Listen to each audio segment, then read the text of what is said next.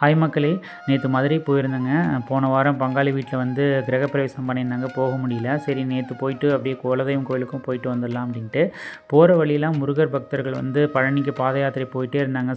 சாரையாக பார்க்கவே ரொம்ப சந்தோஷமாக இருந்தது. லட்சக்கணக்கான பேருங்க போகிற வழியெல்லாம் அன்னதானம் மக்கள் கொடுத்துட்டு இருந்தாங்க. இவ்வளோ மிகுந்த பக்தி முருகன் மேலே எனக்கு பார்க்கவே அப்படியே புல்லரிச்சிருச்சு. எல்லாருக்கும் அந்த முருகன் அருளால் எல்லா வேண்டுதலும் நிறைவேறணும்னு நான் மனதார வேண்டிக்கிறேன். அப்புறம் நேராக குலதெய்வம் கோயிலுக்கு போயிட்டு அர்ச்சனை மாலையெல்லாம் வாங்கிட்டு போயிருந்தேன். நிம்மதியாக சாமி கும்பிட்டுட்டு ரொம்ப சந்தோஷமாக இருந்தது. கருப்பர், அப்புறம் வந்து ஐயனார், அப்புறம் வந்து எங்களுக்கு உச்சிமா காளியம்மன் சொல்லிட்டு காளியம்மனும் குலதெய்வம் அங்கே பூட்டியிருந்தாங்க. பட்டு கருப்ப சுவாமியும் ஐயனாரும் நல்லா திருப்திகரமாக சாமி கும்பிட்டுட்டு நான் அப்புறம் வந்துட்டேன். அப்புறம் வந்து நேராக அவங்க வீட்டுக்கு போயிட்டு சாப்பிட்டுட்டு அப்புறம் வந்து கிரகப்பிரவேசம் ஆன வீட்டுக்கு அழைச்சிட்டு போயிருந்தாங்க. ரொம்ப நல்லா இருந்தது வீடு.